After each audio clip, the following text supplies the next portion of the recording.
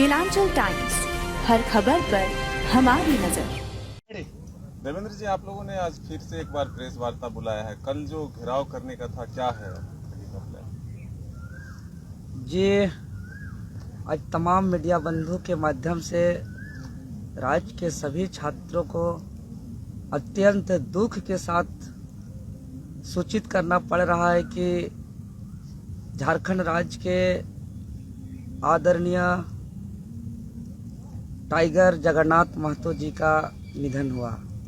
वह राज्य का महज एक नेता और मंत्री नहीं थे, बल्कि इस राज्य के एक सच्चे वीर सपूत, इस माटी के, इस धरती के हमेशा हक अधिकार के लिए बात करने वाला अंतिम सांस तक एक बेटा थे।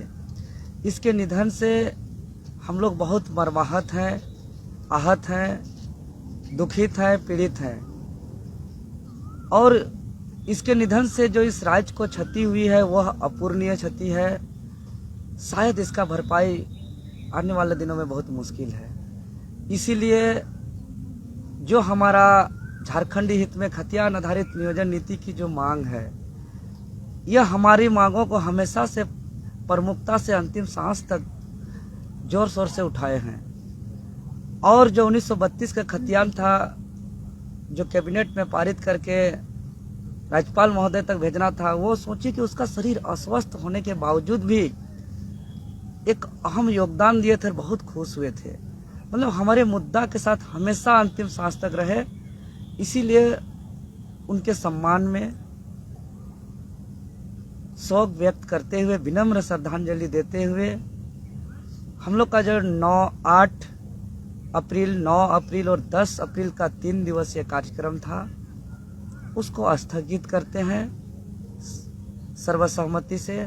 चूँकि संथाल परगना के नेतृत्वकर्ता से बात हुई, कोल्हान के नेतृत्वकर्ता से बात हुई, बोकारो, धनबाद, रामगढ़, पलामू, रांची, सभी के नेतृत्वकर्ता का सर्वसम्मति से यही कहना है कि जगन्नाथ महतो महज एक नेता, विधायक और मंत्री नहीं, बल्कि हमारी इस माटी का सच्चा वीर सपूत थे।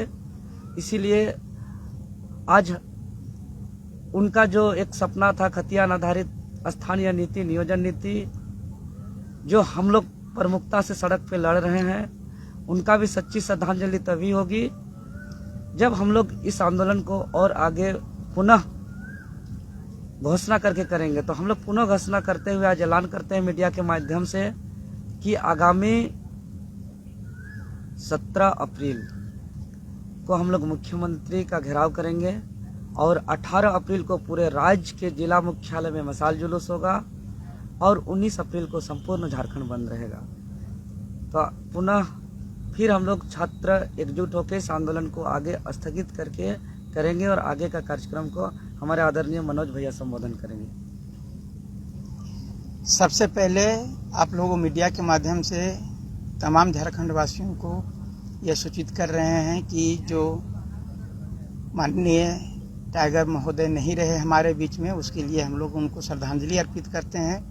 और साथ ही साथ हम लोग जो मुख्यमंत्री आवास का घेराव जो 8 तारीख का प्रायोजित था, उसको हम लोग स्थगित करते हैं। क्योंकि इतनी बड़ी क्षति के बाद भी अगर यदि हम लोग झारखंड के बारे में नहीं सोचेंगे और जो झारखंड के बारे में सोच रहे हैं उनके प्रति अगर श्रद्धांजलि नहीं अर्पित करते हैं, तो कहीं ना कहीं ये जो है उनके प्रति हम लोगों का जो है आभार प्रकट करते हुए हम लोग जो मुख्यमंत्री आवास का घेराव रखे थे 8 तारीख को, यानी 8 अप्रैल को, उसको हम लोग स्थगित करते हैं। 10 अप्रैल को जो पूरे झारखंड बंद का था, उसको भी स्थगित करते हैं। साथ ही साथ हम लोग यह घोषणा करते हैं कि हम लोग लड़ाई बंद नहीं किए हैं, बल्कि हम लोग स्थगित किए हैं।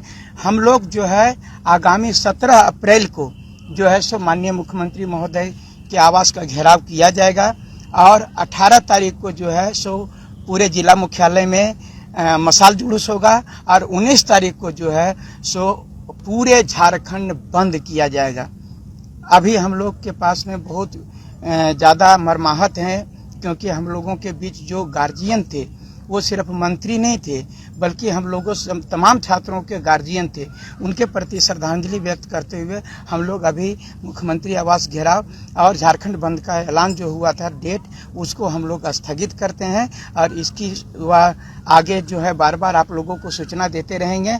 और जहां तक मैंने कहा है कि 17, 18, 19 लगातार 3 दिवसीय जो होगा, सो 17 को माननीय मुख्यमंत्री आवास का घेराव और 18 को जो है सो मशाल जुलूस पूरे जिला मुख्यालय में और 19 को जो है सो पूरा झारखंड बंद किया जाएगा। अभी 8 और 10 तारीख के मुख्यमंत्री आवास घेराव और झारखंड बंद को स्थगित किया जाता है। मनोज जी, देवेंद्र जी दोनों से संयुक्त सवाल है। जगन्नाथ दा 1932 के सबसे बड़े समर्थक थे। वो कहते थे कि सिर्फ 1932 ही लागू होगा। सरकार में भी एक अकेला मंत्री थे जो लगातार आवाज उठा रहे थे। क्या लगता है कि उनके चले जाने से अब वो सपना कहीं कमजोर सा पड़ जाएगा? नहीं, ये उनका सपना और मजबूत होगा, क्योंकि अब जो आदरणीय हमारे वीर माटी पुत्र जगन्नाथ महतो का जो सपना था, वो अब हमारे दिलों में, हमारे रगों में और ज़्यादा ऊर्जा भरने का काम कर रहा है। और हम लोग आज आदरणीय मुख्यमंत्री महोदय को भी विनम्र निवेदन करेंगे, क्योंकि उनके सम्मान पे 2 दिन का राजकीय शोक का आह्वान किए हैं और पूरे राज्य के तमाम सरकारी दफ्तर बंद है 2 दिन। तो इनका सच्ची श्रद्धांजलि तभी होगी जो जिसका सबसे बड़े समर्थक और सबसे बड़े चाहता थे 1932 के आधारित खतियान का आधारित स्थानीय नीति और नियोजन नीति। तो उनका आत्मा को तभी शांति मिलेगी, उसे सच्ची श्रद्धांजलि तभी मिलेगी जब उसके मांगों को पूरा किया जाएगा। और एक बात है कि हम लोग का जो कार्यक्रम था, हम लोग का निर्धारित था कि कल यानी 6 अप्रैल को हम लोग सूचना भी देने वाले थे प्रशासन को 8, 9 और 10 तारीख का। जो राष्ट्रीय शोक के कारण पूरे सरकारी दफ्तर बंद होने के कारण हम लोग नहीं दे पाए। तो हम लोग चूंकि संविधान को भी मानते हैं, कानून को भी मानते हैं, तो 8 और 9 और 10 का कार्यक्रम को हम लोग प्रशासन को भी सूचना नहीं कर पाए हैं। तो बिना परमिशन का पूरे छात्रों का बुलाकर कार्यक्रम करना भी एक गैर कानूनी होगा।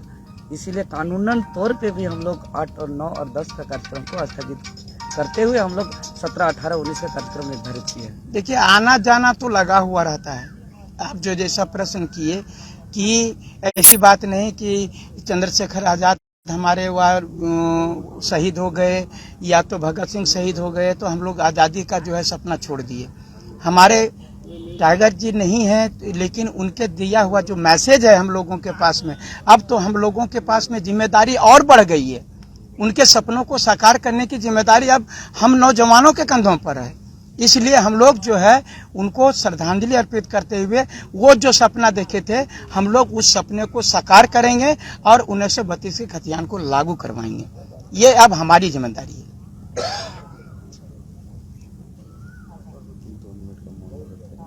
हाँ, 1 मिनट अभी 2 मिनट और हम लोग 2 मिनट के लिए मौन भी रखेंगे। केलांचल टाइम्स, हर खबर पर हमारी नजर।